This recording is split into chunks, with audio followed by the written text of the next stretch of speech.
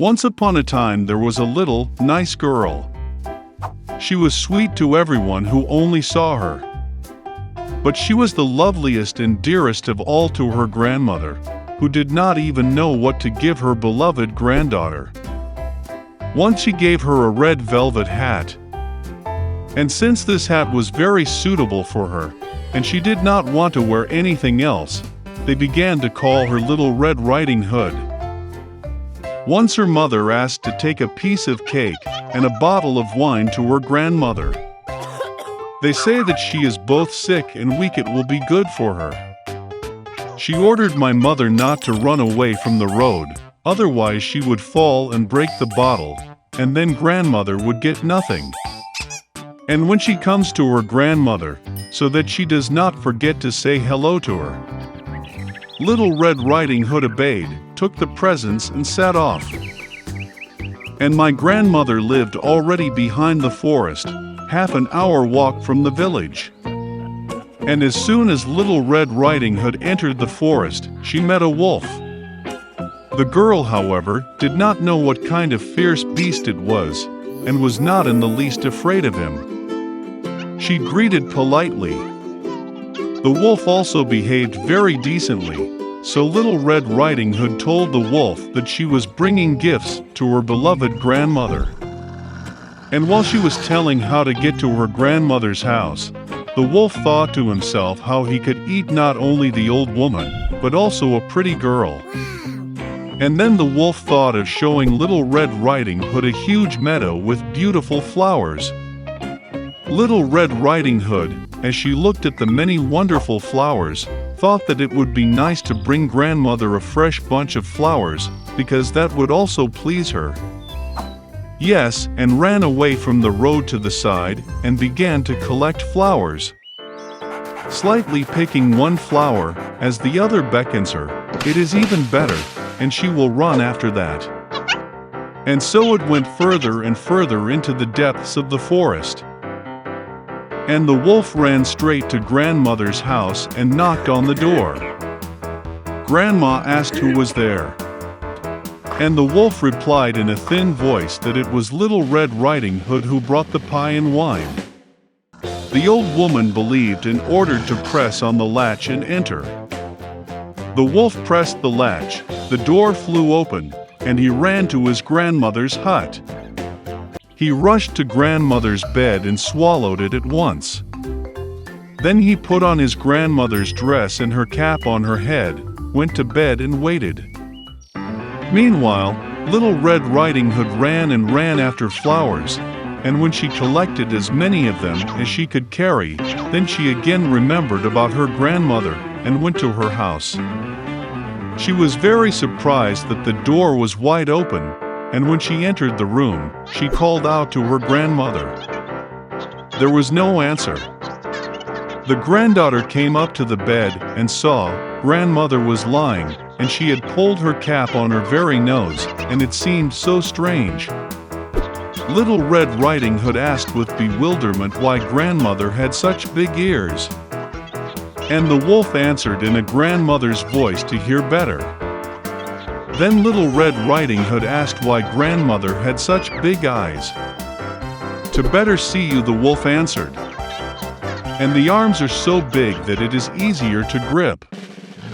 And when Little Red Riding Hood saw the wolf's mouth and only asked why grandmother had such a nasty big mouth, the wolf pounced on her, screaming, "So I could eat you!" And how he jumped out from under the blanket and swallowed the poor girl. Having had enough in this way, the wolf again went to bed, fell asleep, and began to snore as much as he could. At that time a hunter was passing by the grandmother's house, heard snoring and wondered if something had happened to the old woman that she snored so. He entered the house, went to the bed and saw that the wolf was sleeping there. And he has been hunting this villain for a long time. He wanted to kill him with a gun, but it occurred to him that the wolf, perhaps, swallowed his grandmother and that she could still be saved. That is why he did not shoot, but opened his wolf's mouth wide, and saw a red cap flashed there. A girl jumped out of her mouth and said that her grandmother was still there. The hunter opened his wolf's mouth even wider, and the old grandmother somehow managed to get out behind the Red Riding Hood. They were delighted, began to hug and thank the hunter. They decided to teach a cunning wolf a lesson. They brought up large stones as soon as possible, stuffed them into the wolf's mouth and belly, and carried him out into the yard.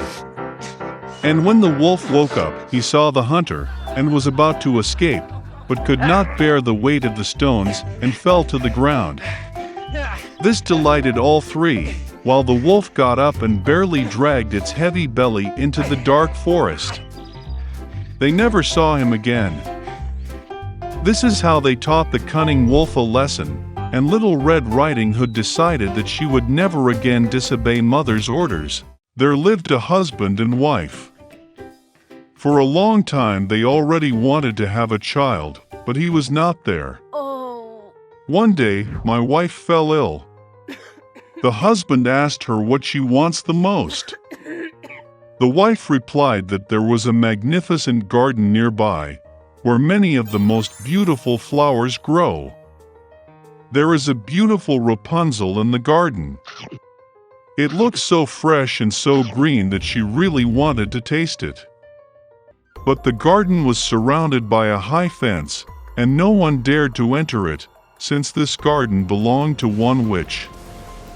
She possessed great power, and everyone in the world feared her. The husband loved his wife very much, and decided to get a Rapunzel for her, no matter what it cost him. And so at dusk he climbed over the stone fence into the sorceress's garden, in a hurry picked up a whole handful of green Rapunzel, and brought it to his wife.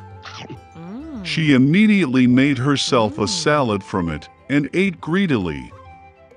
She liked this salad so much that the next day she wanted even more than before.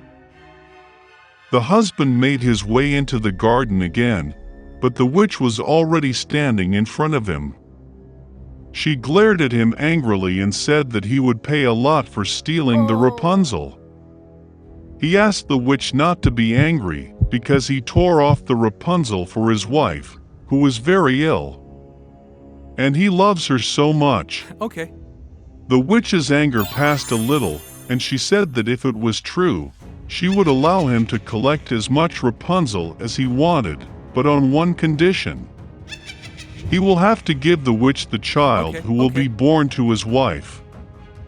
The husband agreed with fear. When the wife gave birth to a daughter, the witch immediately appeared, took the child with her, and named her Rapunzel. Rapunzel became the most beautiful girl in the world. When she was 12 years old, the witch locked her in a tower. That tower was in the forest, and it had no doors or stairs. Only at the very top was a small window. When the witch wanted to climb the tower, she called Rapunzel to pull her sides down. And Rapunzel had long, beautiful hair. She hears the voice of the witch, loosens her braids, ties them up to the window hook, and the hair falls down, and the witch then climbs up, clinging to them. Hello. Several years passed, and the king's son happened to ride a horse through the forest where the tower stood. Suddenly he heard singing, and it was so pleasant that he stopped and began to listen. Rapunzel sang it in her wonderful voice. The prince wanted to climb up. He began to look for the entrance to the tower, but it was impossible to find him. He once saw how the witch climbs up the braids that Rapunzel lowered her. And the next day, when it was already getting dark, the prince drove up to the tower and called Rapunzel. She heard, pulled her braids down, and the prince climbed up. Rapunzel, seeing that a man she had never seen came to her, was very frightened at first. But the prince spoke to her affectionately, and said that his heart was so touched by the singing that he decided to see her without fail. Then Rapunzel ceased to be afraid, and when he asked if she agreed to marry him, she gave her consent and held out her hand to him. But they just did not know how to go down together. They figured out that when the prince came, he would always take a piece of silk with him, and Rapunzel would weave a ladder out of it. And when the ladder is ready, they will go down it together and leave. The sorceress did not notice anything until one day Rapunzel asked why it is easier to drag the prince up. The sorceress understood everything, got angry and clutched in rage at Rapunzel's beautiful hair. I wrapped them around my left arm several times, and with my right grabbed the scissors and cut them off. She took the sorceress into the dense thicket of Rapunzel and hid her there. She tied the severed braids to the window hook, and when the prince appeared, she pulled them down. The prince climbed up and saw the witch. She looked at him with her malicious look and said that he would never see Rapunzel. The king's son was beside himself with grief and jumped out of the tower in despair, but the thorny thorns of the bushes, on which he fell, gouged out his eyes. The blind prince wandered for several years in grief and sorrow through the forest, all the time grieving and crying for his beloved lost. Once he went into a dense thicket. Suddenly the prince heard someone singing. It seemed so familiar to him, and he went to meet him. When he came closer, Rapunzel recognized him, threw herself on his neck and cried bitterly with joy. 2 tears fell in his eyes, and the prince regained his sight and began to see as before. He brought her to his kingdom, and they lived for many, many years in happiness and joy.